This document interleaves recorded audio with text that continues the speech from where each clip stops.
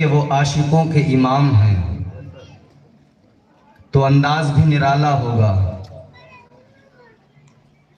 میرے امام بریلی کی تاجدار بریلی کی سرزمین سے بارگاہ رسالت میں اپنا خراج عقیدت پیش کرتے ہیں اور یوں کہتے ہیں: یا رسول اللہ، چمک تجھ سے پاتے ہیں سب پانے والے، چمک تجھ سے پاتے ہیں سب پانے والے، میرا دل بھی چمکا دے چمکانے والے۔ تو زندہ ہے واللہ، تو زندہ ہے واللہ،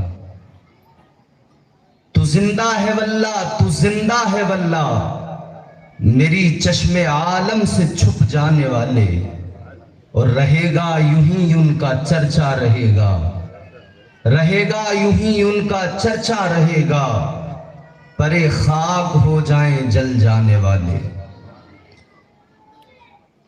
حاضرین، میں نے خطبہ مسنونہ کے بعد قرآن مجید کی جس آیہ کریمہ کو تلاوت کیا، اللہ تبارک و تعالیٰ کا قرآن تمام اپنے ماننے والوں کو پیغام دیتا ہے: قُلْ لَا أَسْأَلُكُمْ عَلَيْهِ أَجْرًا إِلَّا الْمَوَدَّةَ فِي الْقُرْبَى۔ یہ آیہ کریمہ کب نازل ہوئی، کیوں نازل ہوئی، اس کے نازل ہونے کا سبب کیا ہے، اس کا شان نزول کیا ہے؟ میرے حضور نے اپنی ساری زندگی امت کے لیے وقف کر دی۔ طائف میں پتھر کھانے سے لے کر احد میں دانت شہید ہونے تک،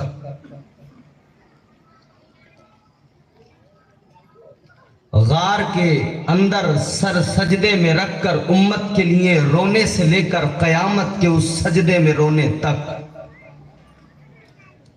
حضور کو صرف اور صرف اپنی امت کی فکر، دل میں صرف اپنی امت کا غم۔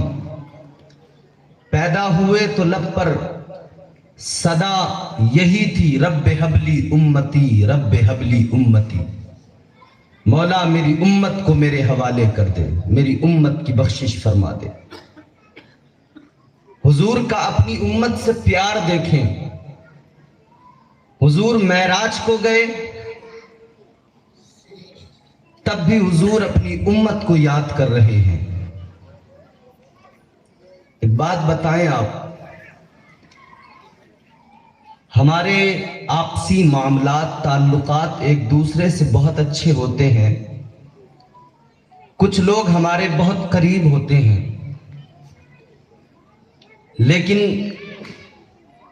کبھی کوئی وقت ایسا آتا ہے کہ ہم کسی خاص جگہ پر ہوتے ہیں تو پھر ہمیں وہ اپنے بھی یاد نہیں رہتے۔ کسی ملک کا کوئی صدر اگر کسی باشندے سے ملاقات کرے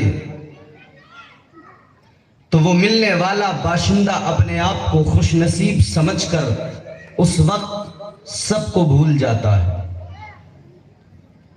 ایسا مست و مگن ہو جاتا ہے کہ کچھ یاد نہیں رہتا ہے۔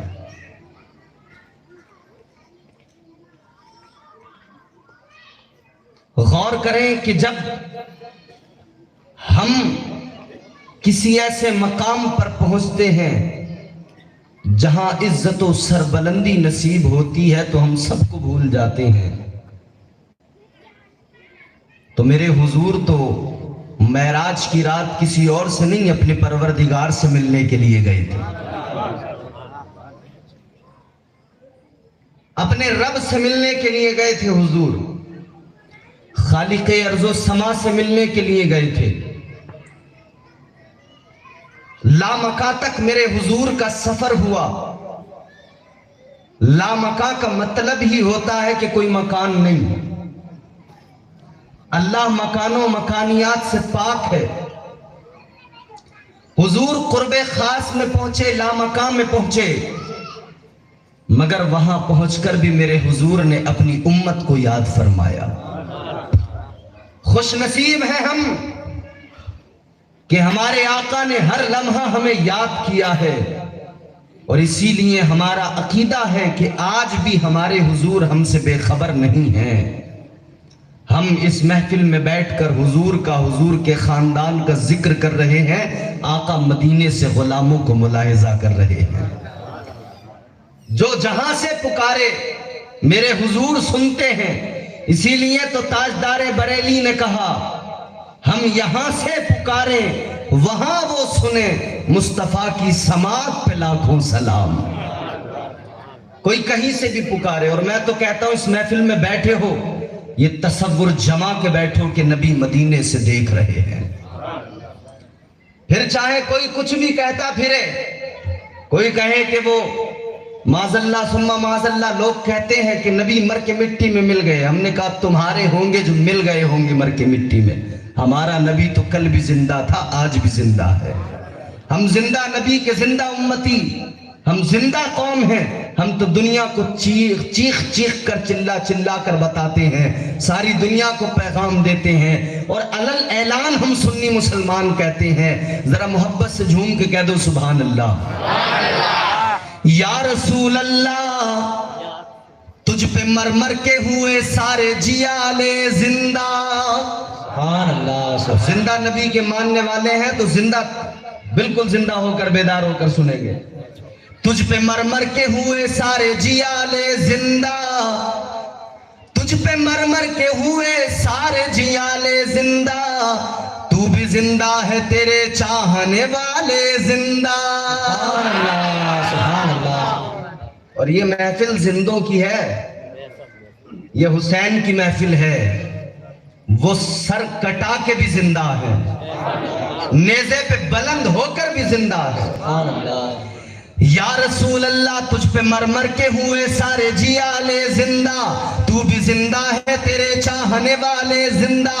آقا کل بھی تھے آج بھی ہیں کل بھی رہیں گے یوں ہی، فاطمہ زہرا کی آغوش کے پالے زندہ۔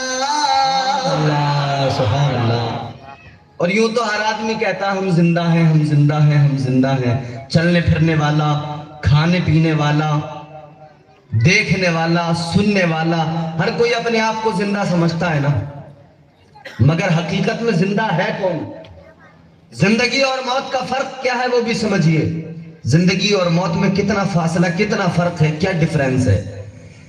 تجھ پہ مر مر کے ہوئے سارے جیالے زندہ، تو بھی زندہ ہے تیرے چاہنے والے زندہ، کل بھی تھے آج بھی ہیں کل بھی رہیں گے یوں ہی، فاطمہ زہرا کی آغوش کے پالے زندہ۔ یوں تو کہنے کو ہر ایک شخص ہے زندہ، لیکن زندہ تو وہ ہے جو ایمان بچا لے زندہ۔ سبحان اللہ، سبحان اللہ۔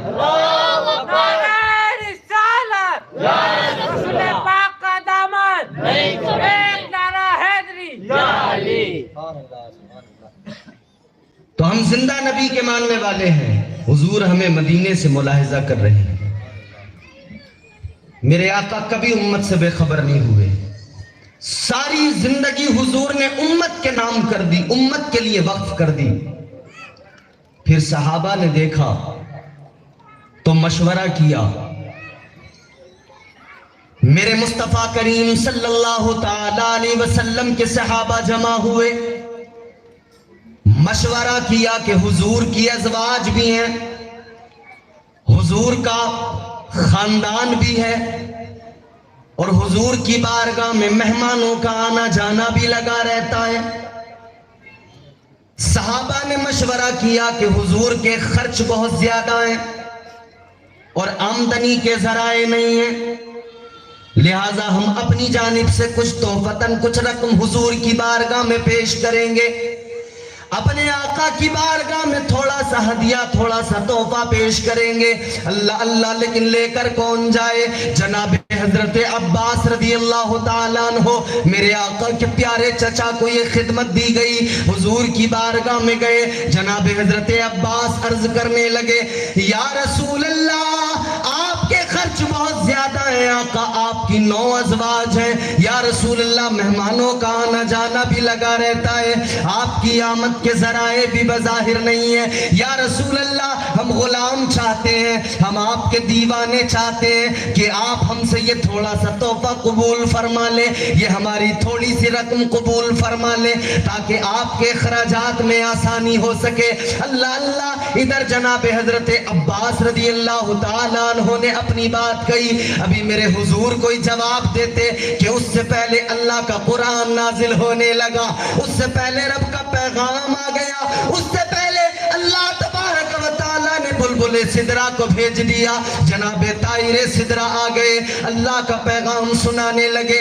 अल्लाह का पैगाम पढ़कर सुनाया, कुल ला अस्अलुकुम अलैहि अजरन इल्लल मवद्दत फिल कुर्बा। या रसूल अल्लाह, आप फरमा दीजिए, अगर तुम लोग मुझे कोई बदला देना चाहते हो, जो मैंने तुमको अता किया है, जिन चीजों से तुमको नवाजा है, उसके बदले में तुमसे कुछ नहीं मांगता। अगर तुम कुछ देना चाहते हो तो इतना करना कि मेरे खानदान से मोहब्बत करते रहना। सुभान अल्लाह, सुभान अल्लाह। मेरे खानदान से प्यार करते रहना। क्या मांगा? सारी खिदमात के बदले सिर्फ इतना मांगा कि मेरे खानदान से, मेरे बच्चों से प्यार करना, मेरी अहले बैत से मोहब्बत करना, इसके सिवा कुछ नहीं मांगा। अल्लाह अल्लाह, मेरे हुजूर ने फरमाया, मेरे खानदान से मोहब्बत करते रहना, मेरी औलाद से प्यार करते रहना। ऐ लोगों, ये मेरे मुस्तफ़ा का खानदान है, जिसकी शान में कुरान की आयतें नाजिल होती हैं। ये मेरे आका का खानदान है, ये मेरे मुस्तफ़ा के अहले बैत हैं, जिनकी अज़मत और रिफ़ात रब का कुरान बयान करता है। अल्लाह तबारक व तआला का कुरान इनकी इज्जतें बयान करता है, इनका मकाम और मर्तबा बयान करता है। अल्लाह अल्लाह, गौर फरमाइए, अब ये खानदान क्या है मेरे आका का? आओ, मैंने पहले भी अर्ज किया होगा, नबी का खानदान किसे कहते हैं? जोहर कानपुरी का शेर तवज्जो से सुनो और जी लगा के मोहब्बत से बोलो सुभान अल्लाह, सुभान अल्लाह, और मोहब्बत से बोलो सुभान अल्लाह, सुभान अल्लाह। ज़माने भर में बड़ी घर की शान बेटी से, महकता रहता है दिल का जहान बेटी से। जरूरी ये नहीं बेटों से नाम रोशन हो, मेरे नबी का चला खानदान बेटी से। सुभान अल्लाह,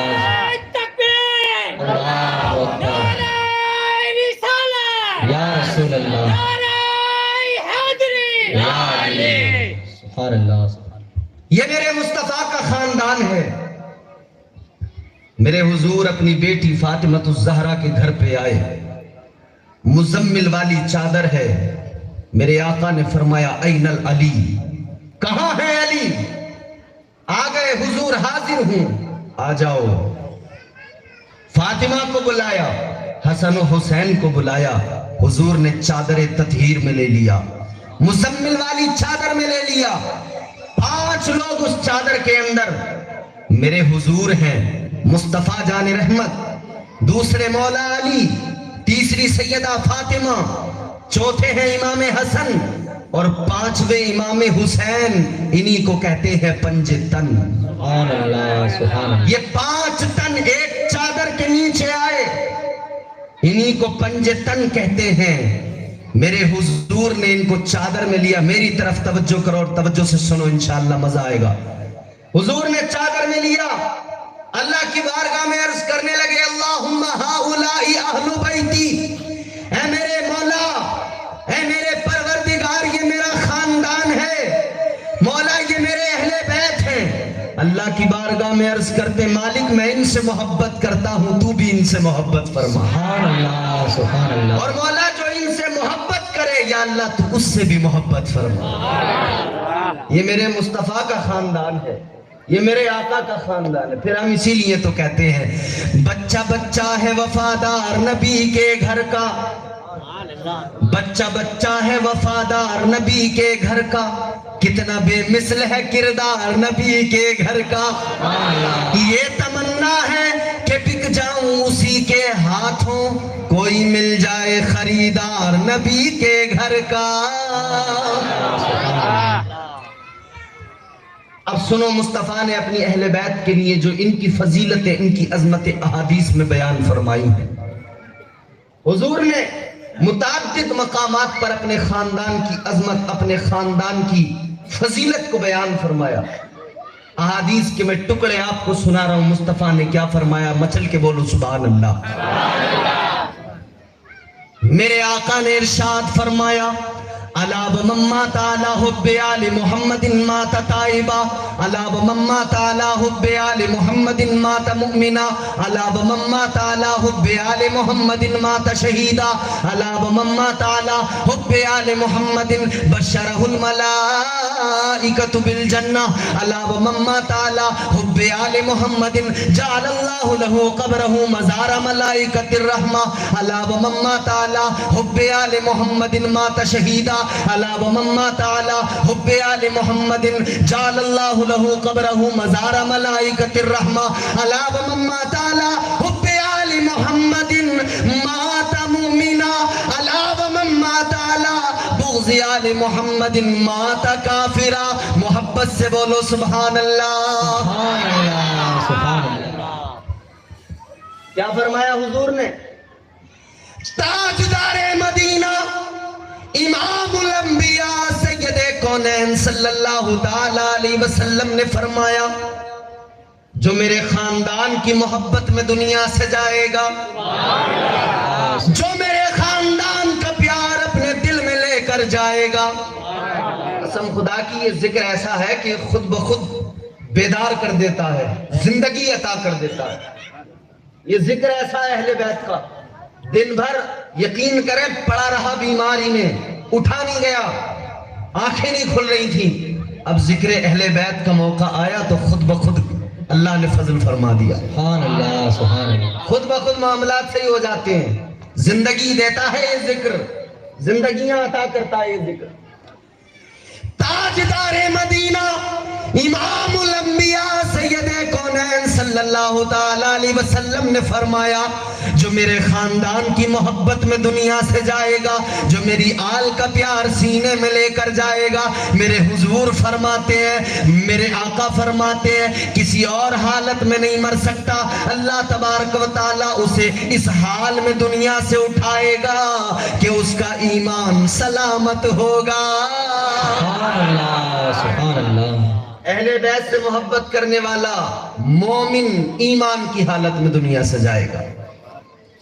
الا ومن مات علی حب آل محمد مات شہیدا، حضور فرماتے ہیں میری خاندان کی محبت میں مرنے والا، میری آل کے پیار میں دنیا سے رخصت ہونے والا، میرے خاندان کے پیار میں دنیا سے جانے والا، تم دیکھو گے اپنے بستر پہ دم توڑ رہا ہے، تم دیکھو گے اسے بستر پہ موت آ رہی ہے، لیکن آقا فرماتے یاد رہے وہ اپنے بستر پہ ضرور دم توڑے گا، لیکن اللہ اسے مرتبہ شہادت کا عطا فرمائے گا۔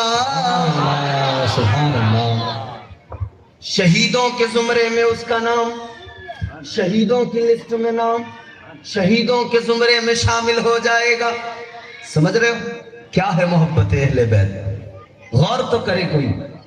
الا ومن مات علی حب آل محمد مات تائبا، میرے حضور فرماتے ہیں اگر دل میں میرے خاندان کی محبت ہے اور میرے خاندان کے پیار میں دنیا سے جا رہا ہے، ایمان کی حالت میں جائے گا، آقا فرماتے گناہ کیے زندگی میں، گناہگار ہے، لیکن میرے آقا نے فرمایا جو میرے خاندان کا پیار اپنے دل میں لے کر دنیا سے جائے گا، اللہ تبارک و تعالیٰ اسے مرنے سے پہلے توبہ کی دولت عطا فرما دے گا۔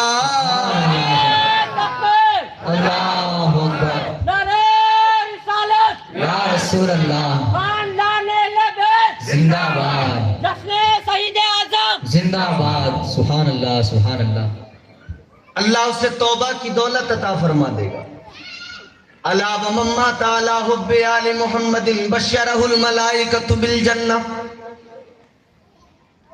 اہل بیت کی محبت میں دنیا سے جانے والا، میرے آقا نے ارشاد فرمایا تاجدار مدینہ امام الانبیاء فرمایا جو میری خاندان کی محبت میں دنیا سے جائے گا، جب فرشتے آئیں گے تو ڈرائیں گے نہیں، فرشتے اس کو دھمکائیں گے نہیں، بلکہ فرشتے تو کہیں گے اے اہل بیت سے محبت کرنے والے، گھبرانے کی ضرورت نہیں ہے، فکر کرنے کی ضرورت نہیں ہے، اس لیے کہ تیرے دل میں آقا کے خاندان کا پیار ہے، خوش ہو جا، ہم تجھے ڈرانے نہیں آئے، ہم تو تجھے جنت کی خوشخبری سنانے آئے ہیں۔ نعرہ تکبیر، ہاتھوں کو اٹھا کر جواب دے، نعرہ تکبیر، نعرہ رسالت، نعرہ حیدری، نعرہ حیدری۔ سبحان اللہ سبحان اللہ۔ ہم تو تجھے جنت کی خوشخبری دینے آئے ہیں، خوش ہو جا، تو جنتی ہے۔ یقیناً جو اہل بیت سے پیار کرتا ہے، سچی محبت کرتا ہے، اہل بیت کا سچا عاشق یقیناً جنت کا مستحق ہے۔ سبحان اللہ سبحان اللہ۔ قدر والے جانتے ہیں قدر شان اہل بیت، یہ اہل بیت کا مقام ہے۔ اور توجہ سے سنو اگلی روایت، انشاءاللہ ایمان کو حرارت ملے گی، ذرا جھوم کے بولو سبحان اللہ سبحان اللہ۔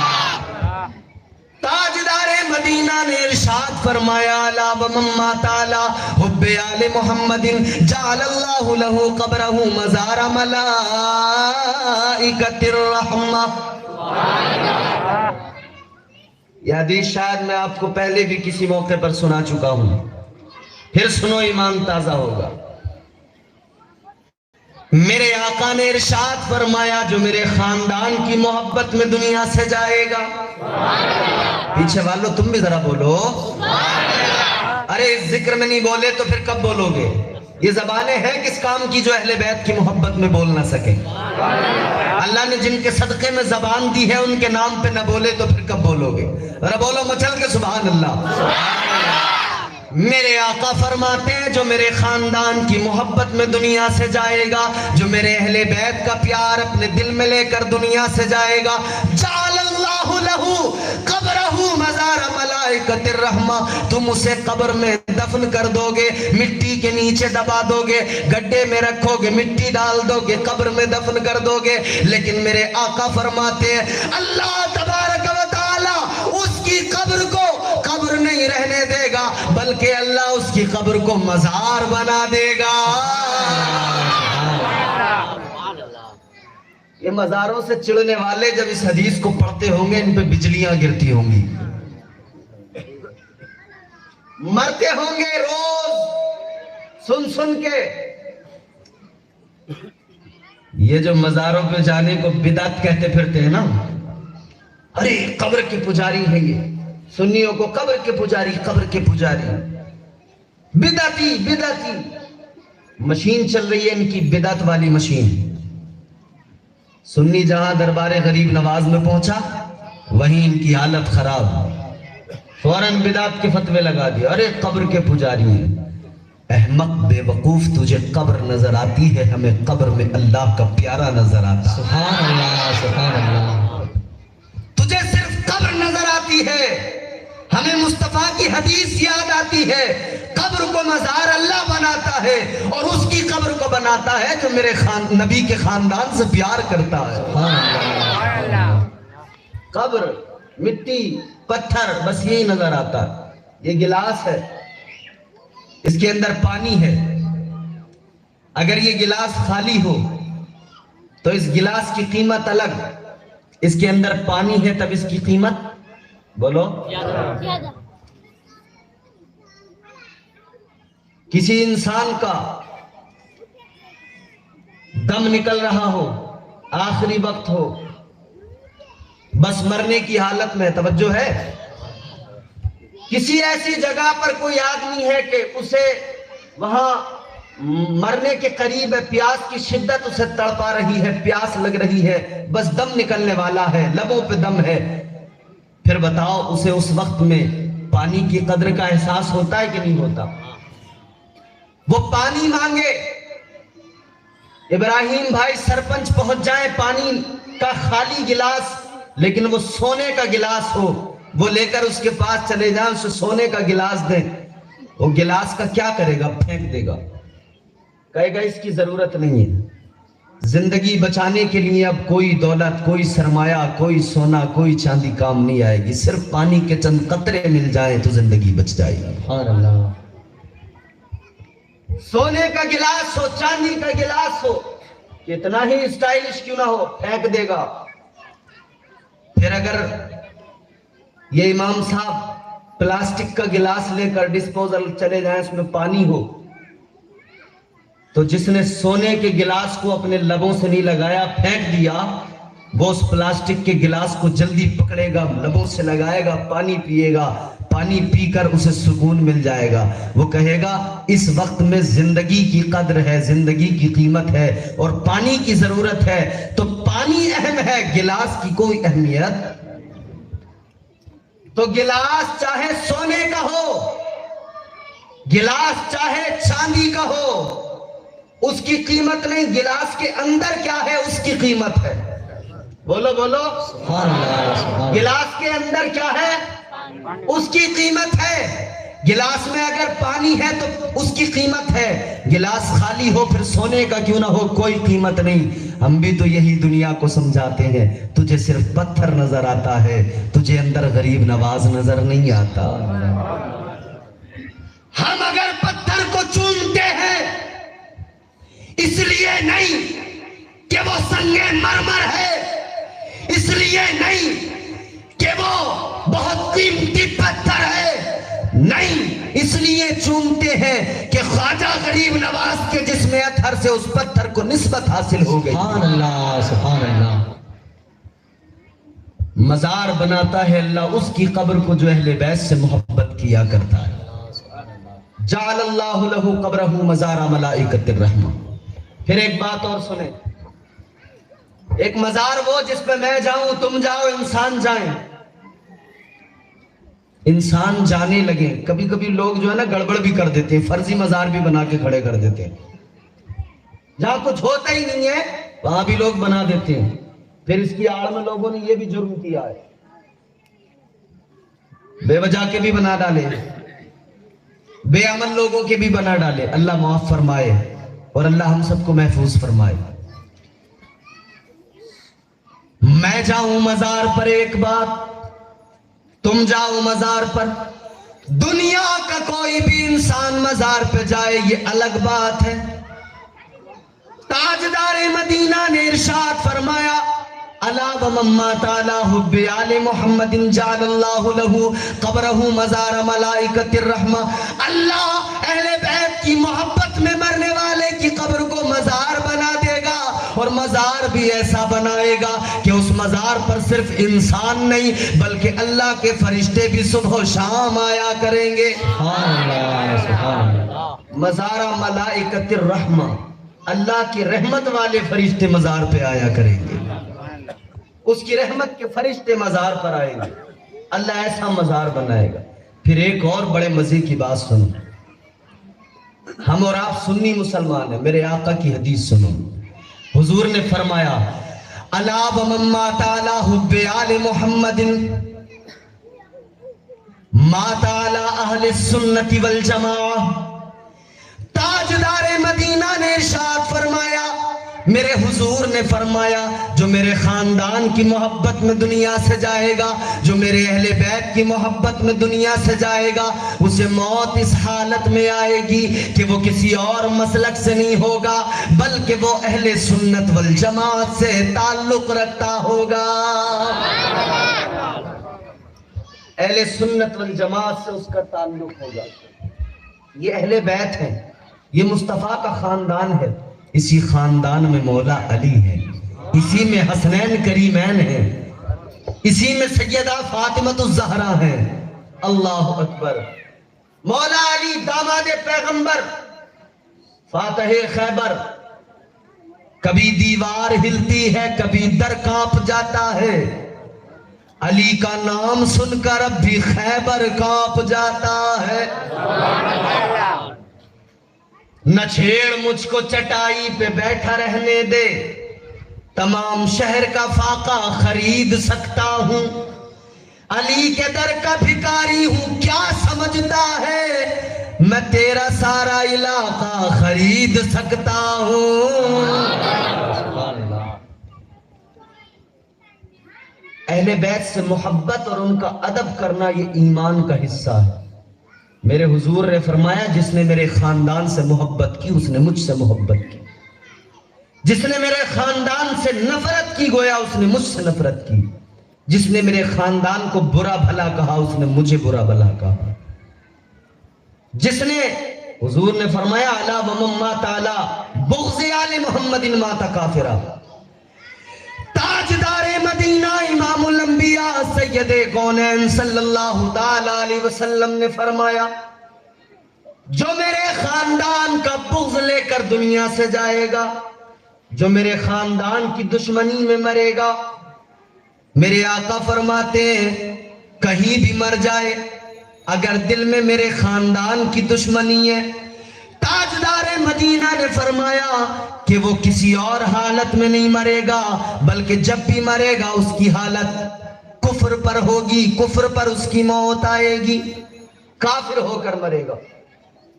اہل بیت سے نفرت کرنے والا, دشمنی کرنے والا کفر کی حالت میں مرے گا, کافر ہو کے دنیا سے جائے گا. میرے حضور کے صحابہ نے بہت ادب کیا, بہت محبت کی. تم جانتے ہو جس نے قیصر و کسریٰ کو ہلا دیا میرے آقا کے پیارے صحابی جناب حضرت عمر فاروق اعظم رضی اللہ تعالیٰ عنہ. 22 لاکھ مربع میل پر جس نے اسلام کے پرچم کو لہرا دیا, کفر جس کے نام سے لرزہ برندام ہو, کفر کا کلیجہ کانپ جاتا ہو جس کا نام سن کر, وہ جناب حضرت عمر فاروق اعظم مسجد رسول کے اندر ہے, مسجد نبوی شریف کے اندر ہے, منبر پہ بیٹھے ہوئے ہیں, جمعے کا خطبہ دے رہے ہیں. حضرت عمر فاروق اعظم جمعے کا دن منبر کے اوپر خطبہ دے رہے ہیں کہ اچانک حسنین کریمین آ گئے, مولا حسین آئے. بچپن ہے مولا حسین کا, یہ بچپن سے کچھ زیادہ ہے, جوانی کے قریب ہے. مسجد نبوی شریف کے اندر مولا حسین آئے, میرے آقا حسین آئے. امام حسین جب مسجد میں داخل ہوئے تو حضرت عمر فاروق اعظم منبر پہ جلوہ فرما ہے, منبر پہ جمعے کا خطبہ دے رہے ہیں. اللہ اللہ حسین آئے, آنے کے بعد میں کہنے لگے عمر یہ میرے نانا کا منبر ہے, نیچے اتر جا. کس نے کہا؟ حسین نے. کس سے کہا؟ امیر المومنین سے. اس سے کہا جس کے نام سے بڑے بڑے کافر, بڑے بڑے بادشاہ جن کا رعب و دبدبا تھا, نام سن کے عمر کا کانپ جایا کرتے تھے. وہ عمر کہ میرے آقا نے فرمایا جس راستے سے عمر گزرتا ہے اس راستے سے شیطان نہیں گزرتا ہے, وہ عمر ہے. مگر حسین انہی عمر فاروق اعظم سے کہتے ہیں عمر اترو نیچے, یہ میرے نانا کا منبر ہے. مولا علی بھی بیٹھے ہوئے, مولا علی نے حسین کو پکڑا, حسین کیا کہہ رہے ہو؟ لیکن حضرت عمر فاروق اعظم نے فرمایا مولا علی نہیں, آپ نہیں, آپ اپنی جگہ پر ہی تشریف رکھیں. اب حسین کا اور میرا معاملہ ہے. حسین نے مجھ سے کہا ہے. جناب مولا حسین نے جیسے ہی فرمایا عمر اترو میرے نانا کے منبر سے نیچے اتر جاؤ, اور کوئی عام وقت نہیں تھا, جمعہ ہو رہا تھا, جمعے کا خطبہ ہو رہا تھا. امام حسین نے فرمایا عمر اتر جاؤ میرے نانا کے منبر سے. اللہ اللہ, جناب حضرت عمر فاروق اعظم منبر چھوڑ کے نیچے اتر گئے, ہاتھ باندھ کے حسین کے سامنے کھڑے ہو گئے, ادب کے ساتھ میں کھڑے ہوئے. حسین نے کہا اتر جاؤ, اتر گئے. کس نے بیٹھایا تھا؟ کہا مجھے ابو بکر صدیق نے بیٹھایا تھا. حسین نے فرمایا عمر یہ ہے میرے نانا کا منبر, تمہارے نانا کا کوئی منبر ہو تو جاؤ اس پہ جا کے بیٹھ جاؤ. حضرت عمر فاروق اعظم نے اتنا سنا تو آنکھوں میں آنسو آ گئے, رونے لگے. روتے ہوئے عرض کرنے لگے حسین میرے نانا کا تو کوئی بھی منبر نہیں ہے، اے حسین میرے نانا کا کوئی منبر نہیں ہے، میرا نانا اتنا عظمت والا نہیں تھا، تمہارا نانا امام الانبیاء ہے، تمہارا نانا محبوب خدا ہے، میرے نانا کو یہ عزت نہیں، میرے نانا کو یہ مرتبہ نہیں، میرے نانا کا یہ مقام نہیں، میرے نانا کا کوئی منبر نہیں، یہ عزت تمہارے نانا کی، یہ منبر تمہارے نانا کا، اور میں بھی غلام تمہارے نانا کا۔ میرے نانا کا کوئی منبر نہیں تو حسین نیچے کھڑے، سامنے عمر فاروق اعظم، جب امام حسین سے حضرت عمر فاروق اعظم نے کہا میرے نانا کا کوئی منبر نہیں، تو پھر حسین نے کہا اچھا تمہارے نانا کا کوئی منبر نہیں ہے تو چلو اٹھ ایسا کرو میرے نانا کے منبر پہ پھر سے بیٹھ جاؤ۔ تو یہ ادب کیا ہے، حضرت عمر فاروق اعظم خلیفہ تھے وقت کے، امیر المومنین تھے، مگر کیا ادب کیا، اللہ اکبر کبیرہ، منبر سے اتر گئے، حسین نے جب چاہا اتار دیا، جب چاہا بٹھا دیا۔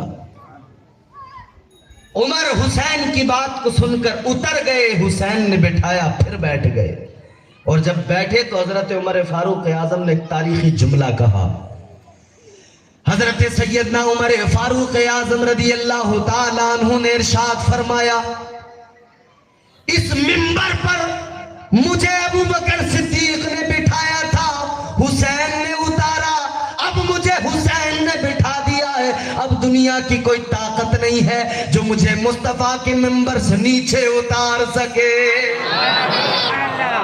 اس لیے کہ اب بٹھانے والا حسین ہے، اب اس مسند کو عطا کرنے والا حسین ہے۔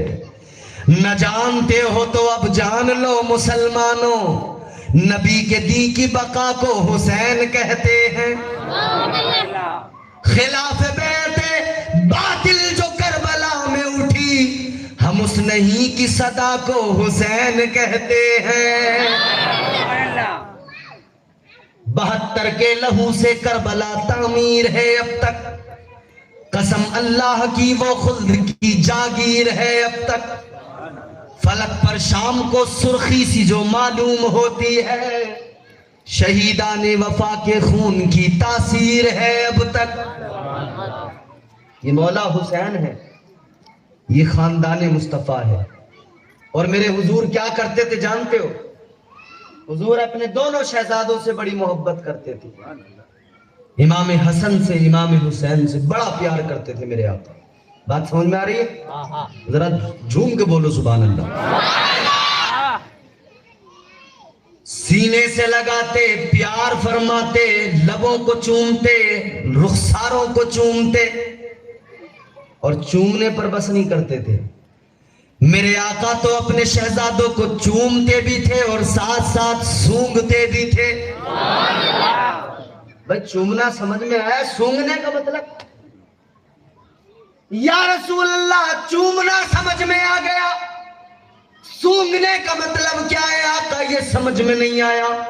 میرے حضور نے فرمایا نواسے ہیں، میرے شہزادے ہیں، میری بیٹی فاطمہ کے بیٹے ہیں، مجھے پیار آتا ہے، میری محبت مجھ سے کہتی ہے میں انہیں پیار کروں، میں پیار کرتا ہوں، چوما کرتا ہوں، ان کے بوسے لیا کرتا ہوں۔ آقا سمجھ میں آیا سونگنے کا کیا مطلب؟ اب توجہ سے سنو، میرے آقا نے فرمایا میرے حسن و حسین جنت کے 2 پھول ہیں، جب میں انہیں سونگا کرتا ہوں تو مجھے جنت کے پھولوں کی خوشبو مل جاتی ہے۔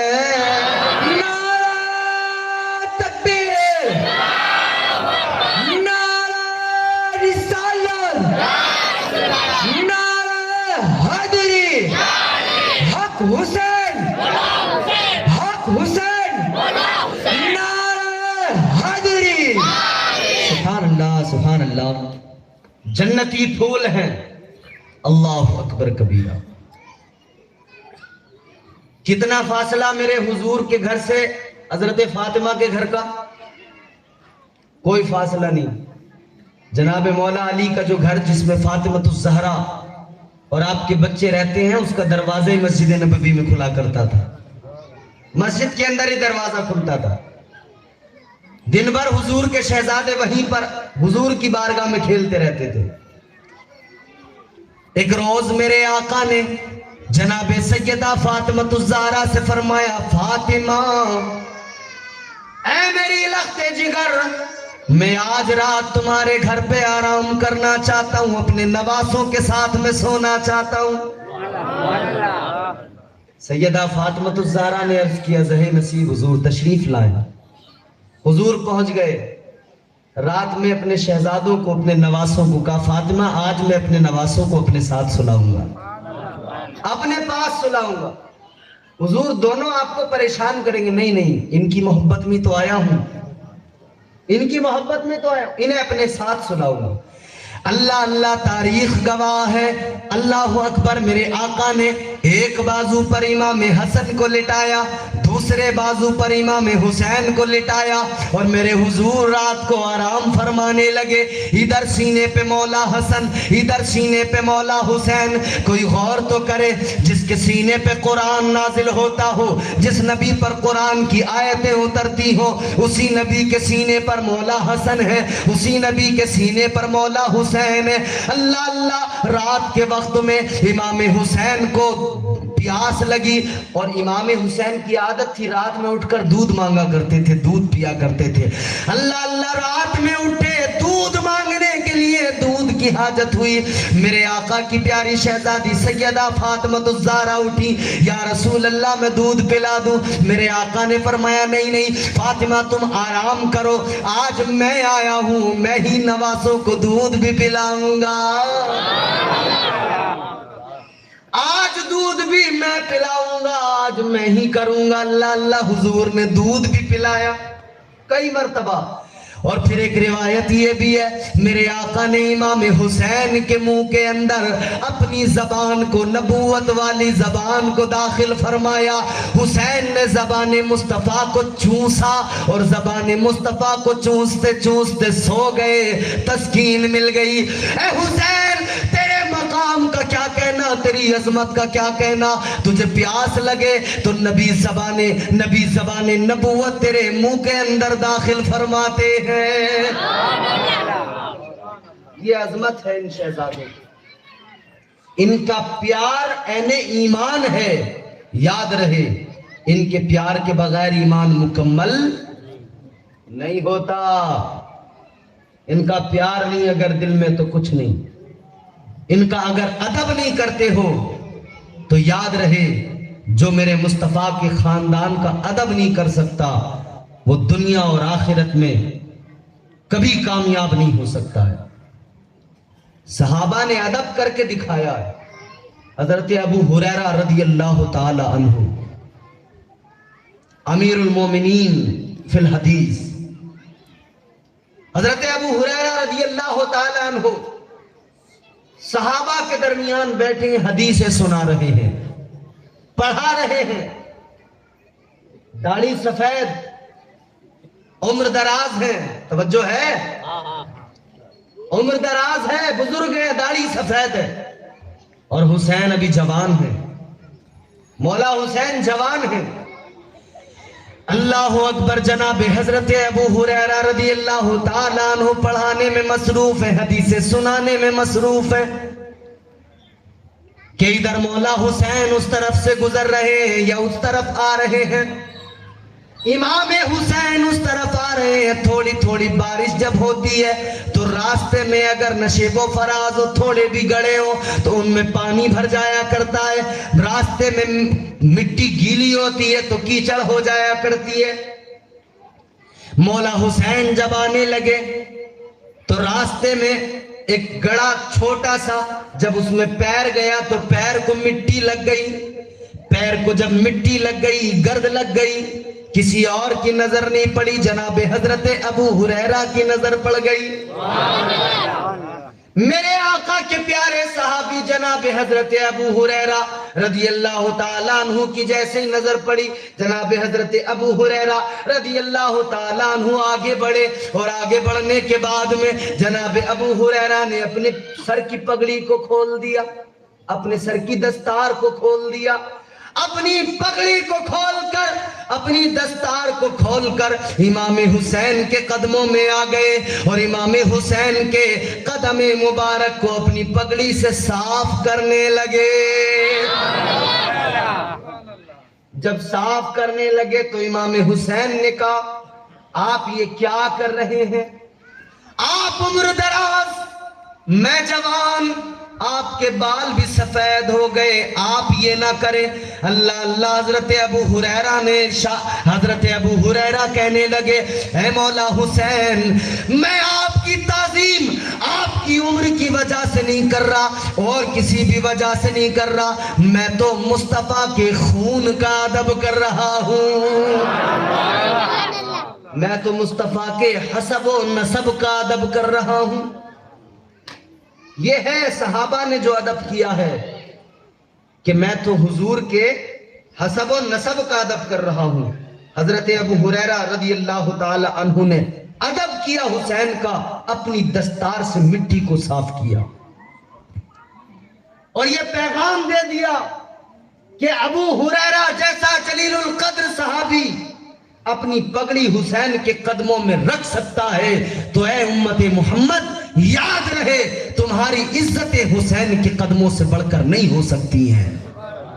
تمہیں عزت اس وقت ہی ملے گی کہ جس وقت تم حسین کا ادب کرنے والے بن جاؤ گے، جس وقت تم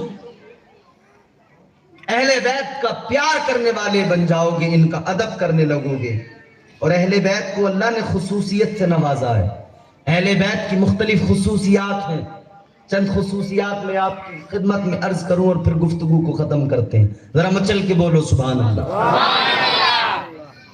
اہل بیت کی پہلی، مصطفیٰ کے خاندان کا پہلا وصف، پہلی خاصیت یہ ہے کہ ان پر زکوٰۃ لینا، صدقہ لینا حرام ہے۔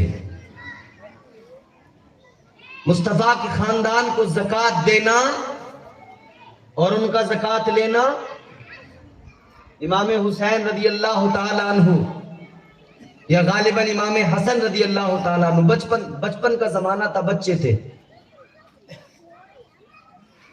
حضور کی بارگاہ میں صدقے کی کھجوریں آئیں تو بچپن کا معاملہ بچپن جیسا، آپ نے کھجور اٹھا کر منہ میں رکھ لی، کھانے لگے۔ میرے حضور نے اس کھجور کو امام حسن کے منہ سے نکال کر پھینک دیا اور ارشاد فرمایا کہ حسن تم امام الانبیاء کے نواسے ہو اور میرے خاندان کے لیے زکوٰۃ کا لینا، زکوٰۃ کا جو ہے لینا حرام ہے، زکوٰۃ کا کھانا حرام ہے۔ زکوٰۃ کیا ہے؟ جب ہم زکوٰۃ دیتے ہیں تو اپنے مال کو پاک کرتے ہیں، 40واں حصہ 2.5% اپنے مال کی زکوٰۃ نکالتے ہیں تاکہ ہمارا مال پاک صاف ہو جائے۔ تو گویا ہمارے مال کو پاک کرنے کے لیے جو اس مال کا حصہ نکالا ہم نے، وہ حصہ غریبوں میں، مسکینوں کا حق ہوتا ہے، غریبوں کا حق ہوتا ہے، فقراء کا حق ہوتا ہے۔ میرے حضور نے فرمایا اہل بیت میں چاہے کوئی کتنا ہی غریب کیوں نہ ہو مگر اسے زکوٰۃ نہیں دی جائے گی۔ تاجدار اہل سنت الشاہ امام احمد رضا خان فاضل بریلوی علیہ رحمت رضوان نے ارشاد فرمایا، جب آپ سے سوال کیا گیا نا اس مسئلے پر تو آپ نے صرف جواب ہی نہیں دیا، کہہ دیتے کہ زکوٰۃ لینا سادات پر جو ہے حرام ہے، زکوٰۃ حرام ہے، لیکن اتنا سا جواب نہیں دیا بلکہ آپ نے پورا ایک صفحہ تفصیلات کے ساتھ لکھا اور پھر بعد میں لکھا کہ اے مسلمانوں، مصطفیٰ کے خاندان پر اپنا مال خرچ کیا کرو تاکہ تمہارا یہ مال جو ان پر خرچ کرو اللہ رسول کی بارگاہ میں مقبول ہو جائے اور تمہاری آخرت کا یہ ذریعہ بن جائے۔ ان کا ادب کیا کرو، انہیں صدقہ خیرات زکوٰۃ نہ دو بلکہ اپنے مال ان پر خرچ کیا کرو، مصطفیٰ کے خاندان پر ان کا ادب کیا کرو۔ اللہ اکبر کبیرہ۔ دوسری بات سنیں، تمام رشتہ داریاں، تمام تعلقات، تمام رشتے ناتے قیامت کے دن سب ختم ہو جائیں گے، کوئی رشتہ ناتا باقی نہیں رہے گا، کوئی حسب نسب باقی۔ دنیا میں بیوی سے بڑی محبت کی مگر قیامت میں رشتہ منقطع۔ ماں سے بڑی محبت کی مگر رشتہ قیامت میں منقطع. باپ نے اپنی اولاد کے لیے حرام حلال کی فکر نہ کی, سب کچھ کما کے کھلایا, رات دن ایک کر دیا مگر قیامت میں رشتہ منقطع. کوئی رشتہ داری قیامت میں باقی, سارے رشتے قیامت میں منقطع ہو جائیں گے. مگر غور کرو کہ میرے نبی کے خاندان کا رشتہ, میرے مصطفیٰ کے خاندان کا رشتہ قیامت میں بھی سلامت رہے گا. اسی لیے تو میرے حضور نے ارشاد فرمایا کہ میرے نواسے حسن و حسین جنتی جوانوں کے سردار ہیں. فاطمہ میری بیٹی میری لخت جگر جنتی عورتوں کی سردارہ ہے.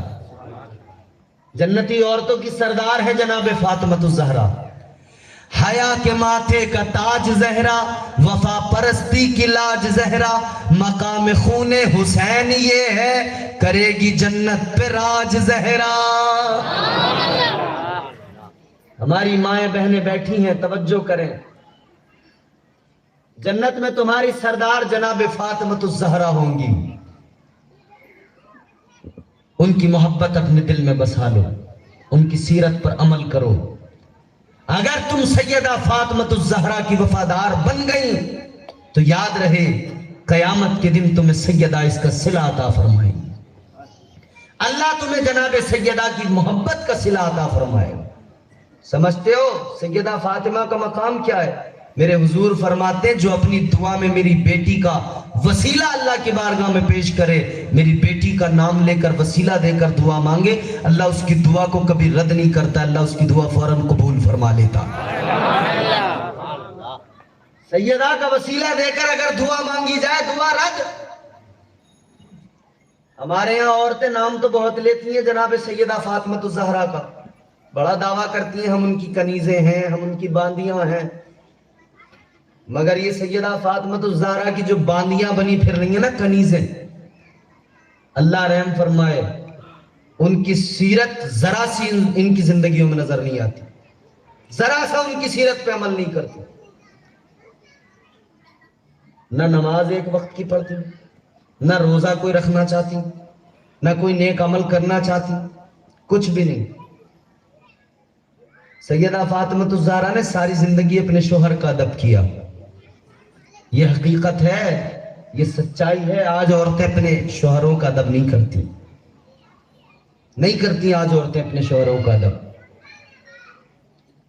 گھر گھر میں جو لڑائی جھگڑے ہیں نا, اس کا سبب یہ ہے کہ عورتیں بے ادب ہو گئی, اپنے شوہروں کا ادب نہیں کرتی. سیدہ فاطمہ نے ساری زندگی غربت میں کاٹ دی. کس کی شہزادی ہے؟ امام الانبیاء کی. ان کا مقام جانتے ہو, ان کا مرتبہ جانتے ہو؟ اللہ اکبر. تاجدار مدینہ امام الانبیاء سید کونین صلی اللہ تعالی علیہ وسلم نے فرمایا کہ فاطمہ میرے جگر کا ٹکڑا ہے. جس دور میں لوگ اپنی بیٹیوں کو زندہ دفنا دیا کرتے تھے, جس دور میں لوگ اپنی بیٹیوں کو زندہ درگور کر دیا کرتے تھے, اس دور میں میرے حضور نے فرمایا اے لوگو فاطمہ میرے جگر کا ٹکڑا ہے. فاطمہ کا مقام بتا دیا, فاطمہ کا مرتبہ بیان کر دیا. اور فاطمہ تو وہ ہے جب آقا کی بارگاہ میں آتی, حضور جہاں بیٹھے ہوتے فاطمہ کا ادب کرتے اور اپنی جگہ پر کھڑے ہو جایا کرتے تھے. یہ مصطفیٰ نے اپنی شہزادی کا مقام لوگوں کے سامنے رکھا. کل قیامت کا دن ہوگا, نفسی نفسی کا عالم ہوگا, لوگ پل صراط سے گزر رہے ہوں گے. پل صراط جانتے ہو کیا ہے؟ بولو. ایک پل ہے جو جہنم کے اوپر بنا ہے, بال سے زیادہ باریک, تلوار سے زیادہ تیز. میں نے کہہ دیا, تم نے سن لیا. اب ذرا غور کرنا, بال سے زیادہ باریک کا مطلب کیا ہوتا ہے؟ ایک پل ہے جو جہنم کے اوپر بنا ہے. پیچھے والوں آواز آ رہی ہے؟ ایک پل ہے, کیا ہے؟ جو جہنم کے اوپر بنا ہے, جہنم کے اوپر. نیچے جہنم کی آگ ہے، آگ کے شعلے ہیں، اوپر اس پہ سے گزرنا ہر کسی کو، تمہیں مجھے ہم سب کو گزرنا اس کے اوپر سے۔ اس پل سے جب گزر ہوگا تو اب تم سوچو، اگر کسی ندی کے اوپر پل ہو اور اس پر جگہ صرف 1 فٹ ہو تو اس پہ سے گزرتے ہوئے کیسا محسوس ہوگا؟ گزرنا تو چھوڑو میاں، ہیبت سے لوگ مر کے گر جائیں گے دریا کے اندر۔ ندی کے اوپر اگر ایسا کوئی پل بن جائے جس کی چوڑائی 1 فٹ ہو تو گزرنا تو چھوڑو، جب پانی طغیانی آتی ہے نا پانی میں، اور وہ شور جو پانی کا ہوتا ہے، ہیبت سے لوگ مر جائیں، نیچے گر جائیں گے۔ بال سے زیادہ باریک، تلوار سے زیادہ تیز۔ بال کتنا باریک ہوتا ہے؟ اس سے بھی زیادہ۔ بال سے زیادہ باریک، تلوار سے زیادہ۔ ایک مولانا صاحب نے جلسے میں یہی بیان کیا، جب 2-3 بار کہا نا انہوں نے کہ وہ پل صراط ہے، بال سے زیادہ باریک، تلوار سے زیادہ تیز، بال سے زیادہ باریک، تلوار سے زیادہ تیز۔ تو ایک آدمی کہنے لگا مولانا صاحب کیوں خواہ مخواہ ڈرا رہے ہو، کہہ کیوں نہیں دیتے کہ کوئی پل ہی نہیں ہے؟ بال سے زیادہ باریک، تلوار سے زیادہ تیز، بال سے زیادہ باریک، لیکن ہے بال سے زیادہ باریک، تلوار سے زیادہ تیز ہے، اور اس پل سے ہر کسی کو گزرنا ہے، مگر اب اعمال جیسے ہوں گے، جو اول درجے کے لوگ ہوں گے وہ بجلی کی مانند اس پل سے گزر جائیں گے۔ جیسے یوں بجلی گزر جاتی ہے نا، اس طرح سے وہ اس پل پہ گزر جائیں گے۔ اس پل سے گزرنا ہے۔ تاجدار مدینہ، امام الانبیاء، سید کونین صلی اللہ تعالی علیہ وسلم کی پیاری شہزادی جناب سیدہ فاطمۃ الزہرا، جب کل قیامت کے دن اس پل صراط پر آپ کا گزر ہوگا، جب پل صراط پر جناب سیدہ کا گزر ہوگا تو پہلے اعلان ہوگا، پہلے آواز لگائی جائے گی، اے دنیا کے انسانوں اپنی نگاہیں نیچی کر لو، اس لیے کہ اب پل صراط پر نبی کی بیٹی گزرنے والی ہے۔ پھر جناب سیدہ آئیں گی، کیسے آئیں گی؟ اللہ اکیلی نہیں، 2-4 کے ساتھ نہیں، اللہ نے ایسا انتظام کیا 70,000 حوروں کے جھرمٹ کے اندر جناب سیدہ فاطمۃ الزہرا کا گزر ہوگا۔ 70,000 جنت کی حوروں کے درمیان جناب سیدہ فاطمۃ الزہرا، ایک ملکہ مصطفیٰ کی شہزادی، 70,000 جنتی حوروں کے جھرمٹ میں پل صراط سے گزر ہوگا آپ کا۔ یہ جناب سیدہ فاطمۃ الزہرا کا مقام و مرتبہ۔ اے فاطمہ کی کنیزوں، یاد رکھو اپنے شوہروں کا ادب کیا کرو، اس لیے کہ جناب سیدہ فاطمہ نے ساری زندگی اپنے شوہر کا ادب کیا، ساری زندگی غربت میں گزار دی، مگر اپنے شوہر سے کبھی کچھ نہیں مانگا، کوئی مطالبہ نہیں کیا، کبھی زیورات نہیں مانگے، مال و دولت نہیں مانگے۔ آج تو ہمارے یہاں عورتوں کو بڑی خواہشیں ہیں، لمبی لسٹ بنی ہوئی ہے، یاد رکھو اپنے شوہروں کا ادب کرو۔ اگر تم نے آج اپنے شوہروں کا ادب کر لیا تو تم سے جناب سیدہ فاطمہ راضی ہو جائیں گی۔ اور میرے حضور نے فرمایا جس نے میری بیٹی کو راضی کر لیا اس نے مجھے راضی کر لیا، اور جس نے مجھے راضی کر لیا اس نے اللہ کو راضی کر لیا۔ یہ مصطفیٰ کا گھرانہ ہے، یہ مصطفیٰ کا خاندان ہے، تو ساری رشتہ داریاں قیامت کے دن سارے حسب و نسب منقطع ہو جائیں گے، صرف میرے نبی کا خاندان ہے، اس کی رشتہ داریاں سلامت رہیں۔ اور سنو، یہ بھی خصوصیت ہے اہل بیت مصطفیٰ کی کہ جو جناب سیدہ فاطمۃ الزہرا کی اولادیں ہیں نا، لفظ سید صرف انہی کے ساتھ میں خاص کیا گیا ہے، یہ اشرف کا لقب یہ ان کو ملا ہے جو جناب سیدہ فاطمۃ الزہرا کی اولاد ہے۔ اور دنیا کے اندر یہ بھی خصوصیت ہے دنیا میں اہل بیت کی موجودگی دنیا میں امن کا سبب ہے، سلامتی کا سبب ہے۔ یہ میرے مصطفیٰ کا پیارا خاندان ہے، میرے آقا نے یہی تو مانگا کہ میرے خاندان سے محبت کرو۔ تاجدار مدینہ امام الانبیاء نے بس اتنا مانگا کہ میرے خاندان سے پیار کرو، میرے خاندان سے محبت کرو، علی سے محبت کرو، فاطمہ سے محبت کرو، حسن سے محبت کرو، حسین سے محبت کرو۔ اللہ اللہ، یہ پنجے تن ہے، یہ نبی کا خاندان ہے۔ اللہ اللہ۔ آؤ آخری 2-3 باتیں اور عرض کرتا ہوں۔ بڑے شہزادے امام حسن، چھوٹے شہزادے امام حسین۔ امام حسن کے بارے میں کتنا جانتے ہو آپ لوگ؟ بہت کم۔ بولا ہے کہ نہیں ایسا؟ جتنا امام حسین کے بارے میں جانتے ہو اتنا امام حسن کے بارے میں جانتے ہو؟ نہیں جانتے، اس لیے کہ ذکر ہی نہیں کرتے، وائز بھی نہیں سناتے، مقرر بھی نہیں بتاتے، تقریر کرنے والے بھی نظر انداز کر دیتے ہیں۔ جانتے ہو امام حسن کا مقام و مرتبہ؟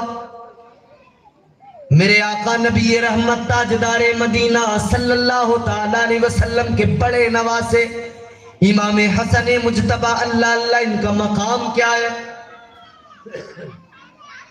یہ بڑے عابد و زاہد گزرے ہیں، ایک روز مسجد کے اندر بیٹھے عبادت میں مصروف ہیں،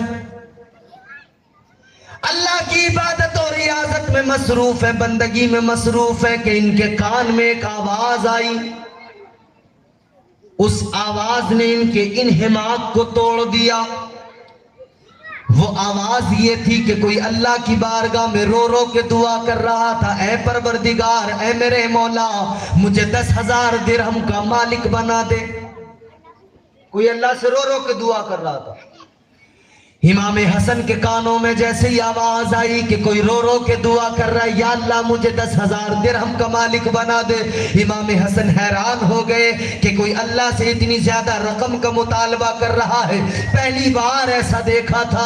اللہ اکبر کبیرہ۔ حضرت امام حسن اٹھے، اپنے گھر پہ گئے، گھر سے 10,000 درہم کی تھیلی لی اور کسی کے ہاتھ سے اس تک پہنچوا دیے۔ یہ امام حسن مجتبی ہے، وہ ادھر دعا کر رہا ہے، ادھر انہوں نے 10,000 کا اس کو مالک بھی بنا دیا۔ اتنے بڑے فیاض ہیں۔ ایک جگہ سے گزر رہے، ایک باغ کے قریب سے، باغ کے اندر ایک غلام ہے، وہ باغ کی دیکھ بھال کر رہا ہے، باغ کے اندر وہ غلام بیٹھا ہے۔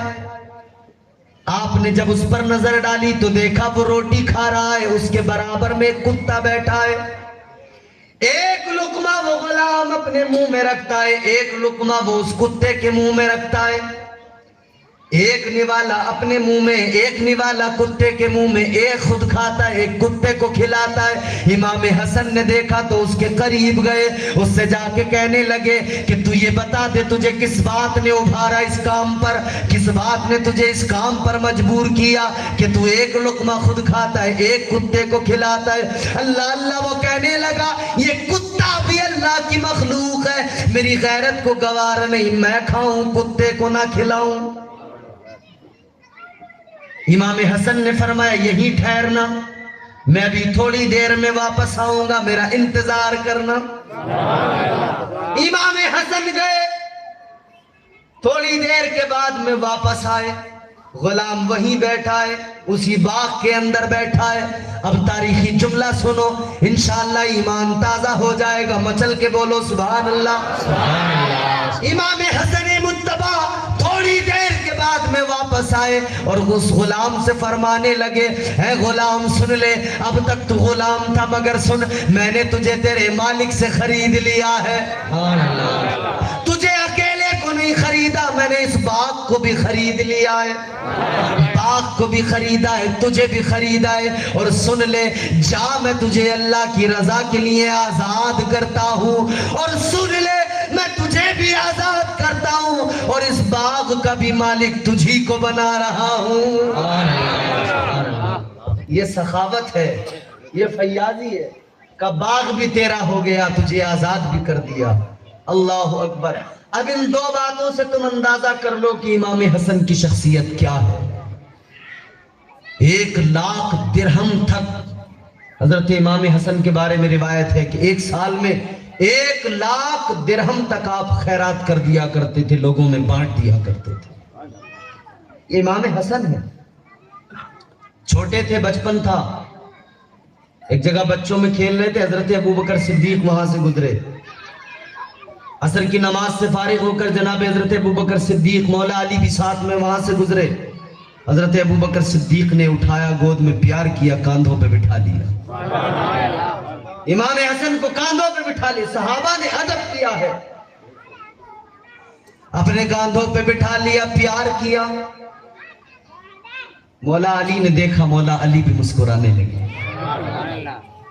آج ضرورت ہے میرے بھائی، اہل بیت سے محبت کرو، سچی محبت۔ مولا حسن سے محبت کرو، مولا حسین سے محبت کرو۔ ان کی محبت نہیں اگر دل کے اندر تو دل خالی ہے، دل میں کچھ نہیں ہے۔ اور اگر ان کی محبت ہے تو پھر یاد رہے دنیا بھی کامیاب ہے، آخرت بھی۔ ان کی محبت کی بنیاد پر اللہ دنیا بھی سنوار دے گا، آخرت بھی سنوار دے گا۔ قُلْ لَا أَسْأَلُكُمْ عَلَيْهِ أَجْرًا إِلَّا الْمَوَدَّةَ فِي الْقُرْبَى۔ حضور نے مانگا ہے تو صرف اتنا، اور یہ بھی اللہ نے فرمایا ہے کہ محبوب تم اپنی امت سے کہہ دو کہ میں نے جو کچھ بھی تمہیں دیا ہے تم سے اس کا کوئی بدلہ، کوئی اجر نہیں مانگتا، ہاں اتنا کرنا کہ میرے خاندان سے محبت کرتے رہنا، میری آل سے پیار کرتے رہنا۔ اللہ مجھے، آپ کو، ہم سبوں کو خاندان مصطفیٰ کی سچی پکی محبت عطا فرمائے، اور پروردگار عالم ہم سبوں کو اپنے محبوب کے خاندان کی محبت میں دنیا میں زندہ رکھے، اور انہی کی محبت میں اللہ تبارک و تعالی ہمارا خاتمہ فرمائے۔ اللہ کی بارگاہ میں دعا ہے، مالک ہمیں ان مقدس ہستیوں کی محبتوں کا دنیا میں بھی اور آخرت میں بھی صلہ عطا فرمائے۔ استغفر اللہ ربی من کل ذنب و اتوب الیہ، حق لا الہ الا اللہ محمد الرسول اللہ وما علینا الا البلاغ۔ السلام علیکم ورحمۃ اللہ۔